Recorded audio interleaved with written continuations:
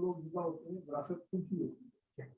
तो अब फर्ज करेंगे एक आदमी का इंतकाल हुआ 20 साल पहले और उसकी लाजमत कोई ना कोई जायदाद होगी तो उसका हिसाब किताब नहीं किया गया और अब उसका हिसाब किताब किया जा रहा है, लेकिन वर्षा जो उस वक्त हयात थे जब उसका इंतकाल हुआ था तो उनको उसमें से हिस्सा मिलेगा।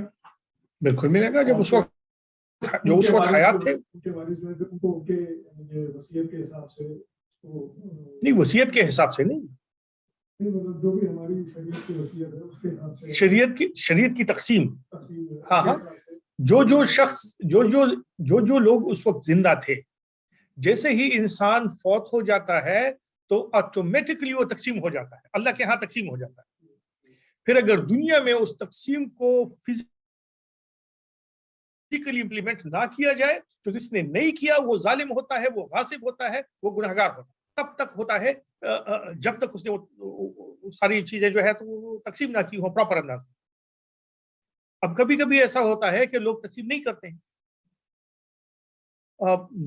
हैं और बीच में एक हिस्सेदार फौत हो जाता है, तो वो ऐसे ही कंसिडर होगा जैसे कि उसको उसका हिस्सा मिला था, इसलिए कि अल्लाह के यहाँ तो मिला था। तो फिर उसके जो वो रसा होंगे तो उनको वो हिस्सा मिलना चाहिए। उसका क्लेम क्या, उनका हिस्सा है, उनको दो। हाँ बिल्कुल, हाँ हाँ बिल्कुल।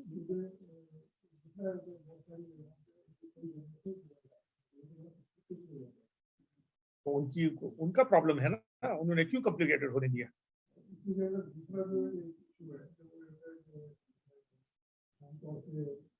एक घर होता है जो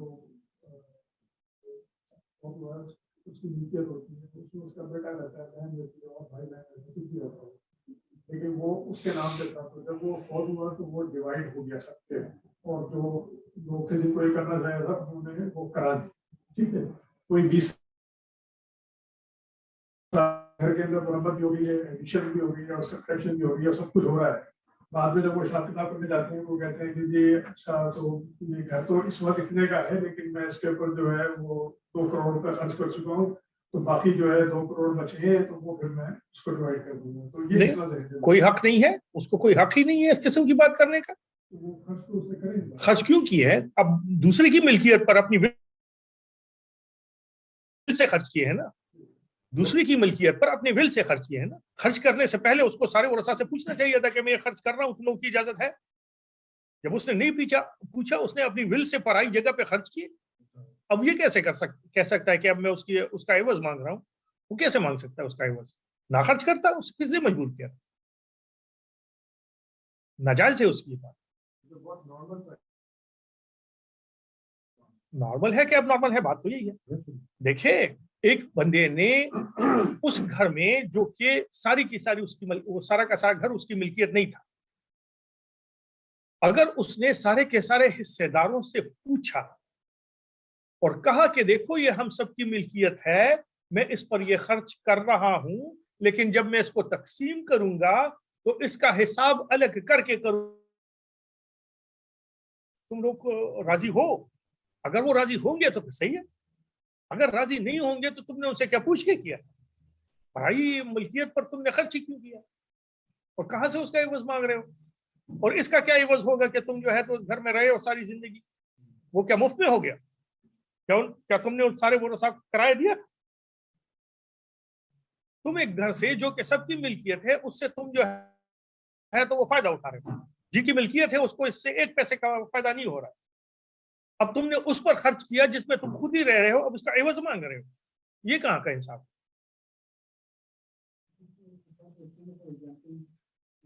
पहले फॉर एग्जांपल विरासत से पहले ये मिल्कियत किसी एक बंदे के नाम थी, फॉर एग्जांपल पेरेंट्स के नाम पे थी, तो उसमें से किसी बंदे ने खर्च कर दिया पेरेंट्स और उनके दरमियान संबंधी को, उस टाइम तो बाकी लोगों की बाद में बोले कि नहीं मेरी उनसे बात हुई थी और ये मैंने पैसे खर्च किए तो 2 करोड़ रुपए आप साइड पे कर दें, बाकी का वो करिए, ऐसा कुछ होता है? उसमें क्या सिचुएशन है? नहीं, लेकिन अगर उसका कोई सबूत मौजूद हो तो फिर उनको देना चाहिए ना। अगर फर्ज किया बाप के साथ जिसकी मिल्कियत वो घर था, इस बंदे ने 1 लाख रुपए उस घर पे खर्च किया, ठीक है, बाप से कहा कि ये मैं 1 लाख रुपए जो है तो वो विरासत में लूंगा, या तुम मुझे पैसे दोगे, ये वापस करोगे, ठीक है। तो फिर ये कर्ज हो गया बाप, विल में लिखा जाएगा। कर्ज की सूरत में होगा ना, विल की तो जरूरत नहीं है ना। विरासत का तो कानून ही ये है कि पहले कर्ज चुकाओ, तो जब कर्ज चुकाया जाएगा उसके बाद बाकी घर तकसीम होगा ना। तो ये 1 लाख तो कर्ज होगा, चाहे बेटे का कर्ज हो, चाहे बाप का कर्ज हो, चाहे बीवी का कर्ज हो, चाहे किसी का कर्ज, तो कर्ज होता है। तो पहले कर्ज निकाला जाएगा, लेकिन उस कर्ज को वो मल्टीप्लाई नहीं कर सकता। वो ये नहीं कह सकता है कि भाई मैंने 1 लाख रुपए दिए थे, लेकिन 20 साल बाद वो अब 1 करोड़ हो चुके होंगे, तो तुम मुझे 1 करोड़ का एवज दो। ये नहीं, ये सूद है। उसको 1 लाख मिलेंगे, जैसे ही बाप फौत हो जाए विरासत को एकदम तकसीम करना चाहिए। और उस वक्त जो है तो ये कह सकता है कि मेरे जो है तो इसमें 1 लाख लगे थे और मैंने अपने वालिद साहब से ये किया था कि मुझे वो 1 लाख वापस करो पहले मेरे, उसके बाद बाकी तकसीम होगी और उनको 1 लाख वापस करने होंगे। ये पाबंदी होगी उन बाकी लोगों पर, उनको मिल जाएंगे, उसके अपने पैसे उसे मिल जाएंगे। हाँ, 20 साल बाद वो कोई इस किस्म का दावा नहीं कर सकता। 20 साल बाद भी उसको 1 ही लाख मिलेंगे। वो ये नहीं कह सकता कि अब ये 1 करोड़ है तो अब ये करोड़, ऐसे नहीं हो सकता। जो है, राष्ट्र की तो बड़े वगैरह होते हैं, तो कुछ पार्टियां हैं वो लोगों से बचने के लिए तो अपने ज्यादा ऑफेंस हमने माफ कर दिया, हमने अपना ऐसा नहीं किया, तो इज दैट ओके या बिल्कुल ओके है, अगर नहीं चाहिए तो नहीं चाहिए। लेकिन कभी कभी ऐसा होता है कि स्पेशली बहनों के सिलसिले में ये होता है कि सोसाइटी जो है तो उनको मजबूर करती है। हाँ हाँ, वो भाई से हिस्सा लोगी अब तुम, ये टेबू सा बन गया होता है कि जिस बहन ने भाई से हिस्सा मांगा तो उसने शायद जैसे कि कुफर किया। बहुत सारी जगहों पर ये है। हाँ, वो तुम्हें जहेज में मिल गया है ना। नहीं नहीं, मुसलमानों में बहुत सारी जगहों पे ऐसा होता है। मुसलमानों में बहुत सारी जगहों पे ऐसा होता है कि वो कहा जाता है कि भाई वो अच्छा, अब तुम भाई से तुम जायदाद मांगोगी, तो माशरा उनको मजबूर करता है। माशरे में जो है तो ये चीज को प्रमोट किया जाता है कि बहनें जो है तो वो भाई से हिस्सा ना मांगे। तो अगर इस वजह से वो नहीं मांग रही है तो फिर ये नाजायज। हाँ, एक भाई है जो कहता है कि भाई मैं वेलाफ हूं, मुझे इसकी जरूरत नहीं है, मैं बाकी बहन भाइयों के लिए ये अपना हिस्सा छोड़ दूं, या उसमें से किसी एक के लिए मैं छोड़ रहा हूं जो कि उनके ख्याल में गरीब हो या कोई भी रीजन हो, तो वो कर सकता है, उसका अपना माल है।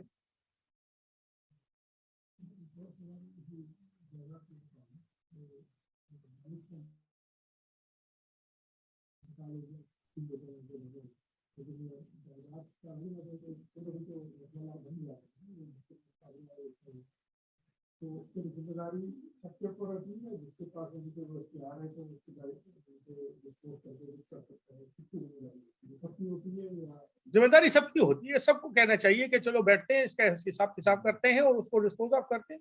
अब फिर अगर ये बात समझ में आ जाए कि भाई इसको हम जायदाद को बेच के उसके पैसे आपस में तकसीम करते हैं तो भी ठीक है। एक बंदा कहे कि भाई मैं जो इसकी कीमत है बाजार की उसके हिसाब से इस मकान को मैं खरीद रहा हूँ और बाकी लोगों को पैसा दूं, जैसे भी वो करना चाहे तो करें। रिस्पॉन्सिबिलिटी सबकी है। अगर किसी का कब्जा है तो वो कब्जे वाले की रिस्पॉन्सिबिलिटी ज्यादा है, इसलिए कि वो अगर नहीं करेगा तो लोगों को कुछ नहीं मिलेगा ना, और उसका तो कब्जा है, वो तो मजे कर। जिसका कब्जा है उसकी रिस्पॉन्सिबिलिटी ज्यादा है, इसलिए कि वो उससे फायदा उठा रहा है, जायदाद से, घर से वो फायदा उठा रहा है। तो वो ये नहीं कर सकता है कि वो जो है तो उसको ऐसे ही वेग छोड़ दे और उससे फायदा उठाता रहे। उसकी रिस्पॉन्सिबिलिटी फिर ये है कि उसका अपना हिस्सा है, उसके हिस्से के अलावा जिसके जितने जितने पैसे बनते हो उसके हिसाब से उसको किराया दे या उस मकान की कीमत सबको तकसीम करे ताकि मकान सिर्फ इसका हो जाए, या बेच के सबको हिस्सा तकसीम करे। ऐसे नहीं हो सकता। हमारे यहाँ तो किताबें भी वो हो गई थी। मेरे पास जो है तो मेरे वाले साहब के हाथ पे बंधी हुई एक घड़ी थी, जो कि बहुत पुरानी घड़ी थी, लेकिन क्योंकि उनके हाथ पे होती थी हमेशा तो मुझे उससे बड़ी मोहब्बत थी। मैंने सारे बहन भाइयों को बिठा के कहा था कि ये घड़ी मेरे पास है, मैं रखूं या नहीं रखूं, इसलिए कि तुम सब की जो है तो इसमें वो है, ये विरासत का हिस्सा है। तो जब सब ने कहा कि हाँ ये तबर्रुक के लिए अपने पास रखो, तो अब मेरे पास पड़ी हुई किताबें जो हमारे वालिद साहब की थी, एक किताब मेरे पास है, वो सबसे आखिरी मेरे वालिद साहब ने हुज्जतुल्लाह अल बालिगा बहुत अच्छे प्रिंट में खरीदी थी, सबसे आखिरी उन्होंने वही हुज्जतुल्लाह अल बालिगा उनको अच्छी लगती थी तो वो उन्होंने पढ़ी थी, वो बड़ी मोहब्बत है उस किताब से। तो मैंने अपने सारे बहन भाइयों को कह दिया कि ये वाली किताब मेरे पास है, अगर तुम लोगों को कोई एतराज हो तो आके ले लो मुझसे। तो उन्होंने कहा कि नहीं ये जो है तो हमें कोई एतराज नहीं, तुम अपने पास रख, तो मेरे पास पड़ी हुई है। एक एक चीज जो है तो उसका उसका हिसाब होना चाहिए, छोटी बड़ी का कोई वो उसमें कैद नहीं है, वरना फंसोगे फिर।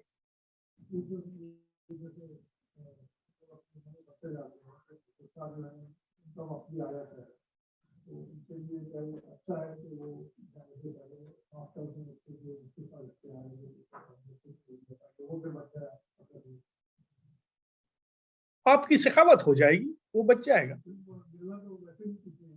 मिलना वैसे भी कुछ नहीं है तो फिर ये सखावत नहीं है, फिर तो मजबूरी है।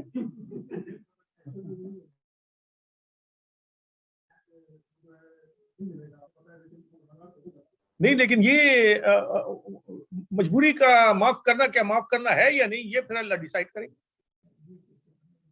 अब ये माफ करना कि ये मुझे देगा तो वैसे भी नहीं, तो चलो मैं माफ कर देता हूं, तो इसको अल्लाह ताला माफी मांगेगा या मानेगा या नहीं मानेगा, ये उस वक्त की बात है।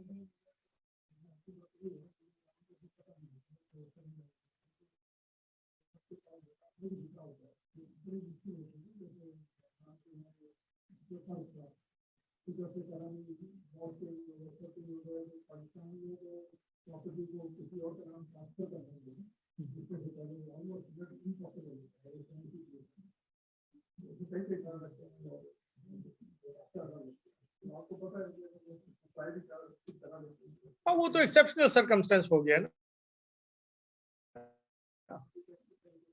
इसका फैसला हो ही नहीं सकता है, इसकी ट्रांसफर हो ही नहीं सकते हैं, इसकी कीमत से ज्यादा तो इस पे पैसे लगेंगे, तो आप क्या करें। तो उन्होंने कहा चलो यार माफ कर दो, ठीक है, तो वो सही है, ये और बात है। और ये दूसरी बात है कि वो उस पर काबिज है, और तुम चाहे कितने भी चीखो चिल्लाओ, तुमने देगा तो तुम्हें कुछ वैसे भी नहीं, तो चलो मैंने माफ कर दिया, तो ये नहीं होता।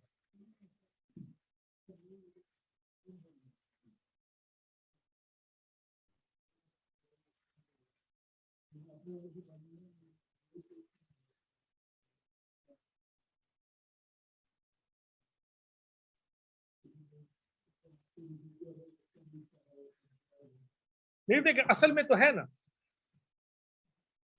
वो सारी की सारी सिचुएशन को एक्सप्लेन करना जरूरी है, किसी को सामने बिठा के, किसी आलिम के सामने बैठ के इस सारी की सारी सिचुएशन को एक्सप्लेन करना जरूरी है। नहीं तो फिर मजे करें ना, वो आप हर किसी को जहन्नम से नहीं बचा, वो जहन्नम भी तो हम कुछ ना कुछ जाना भी होगा ना, ऐसे तो नहीं होगा। वो किस लिए अल्लाह ताला ने इतनी बड़ी एक जगह जो बनाई है, ऐसे ही बना ली, किसी ने तो वहां भी जाना होगा। अब नहीं जाएंगे इंशाल्लाह, लेकिन कोई ना कोई तो जाएगा।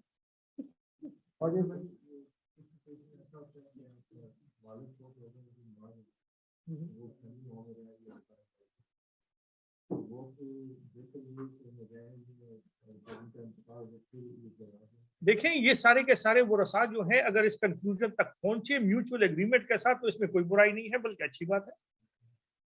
लेकिन ये डिस्कस करना जरूरी है, ये नहीं हो सकता कि उसको आप वेग छोड़ दें, वेग छोड़ेंगे अल्टीमेटली ये आके बाइट बैक करेगा, किसी न किसी को आके बाइट बैक करेगा। तो जैसे ही वालिद फौत हो जाए, सब लोग मिल बैठो और कहो कि भाई ये हमारी जायदाद है, सब तकसीम हो गई, तुम्हारा ये हिस्सा है, मेरा वो हिस्सा है, क्योंकि हमारी माँ जिंदा है तो फिलहाल हम इसको तकसीम नहीं करते हैं। जब जो है तो सिचुएशन ऐसी होगी जब हमारे लिए तकसीम करना मुमकिन होगा, तो सबका हिस्सा इसमें मौजूद है, उस वक्त के हिसाब से हम इसको तकसीम करेंगे, लेकिन अपनी माँ के एहतराम में इस वक्त हम नहीं करेंगे। सारे के सारे वरसा जो है तो इस पर राजी हो, बड़ी अच्छी बात है, कोई बुराई नहीं।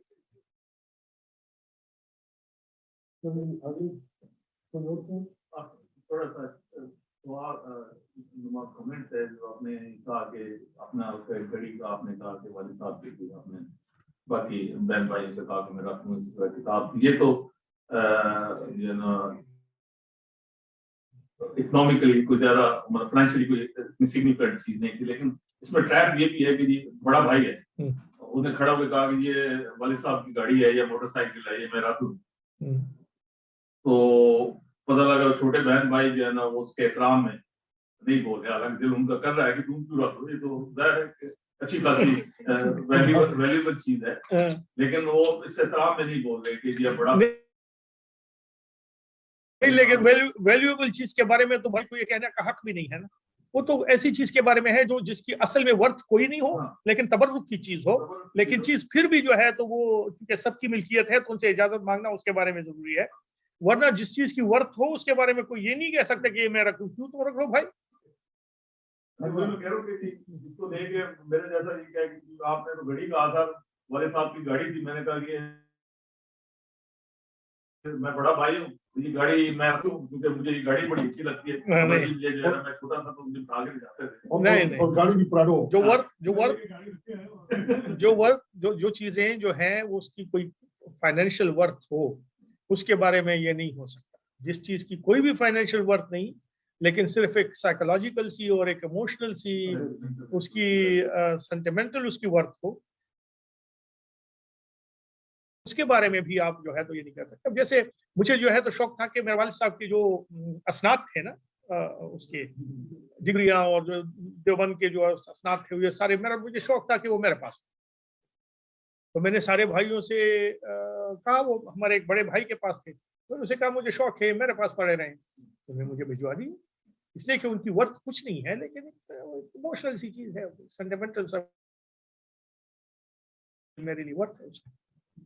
और किसी को क्वेश्चन हो तो मैं ब्लॉक नामे की तरफ चलूं।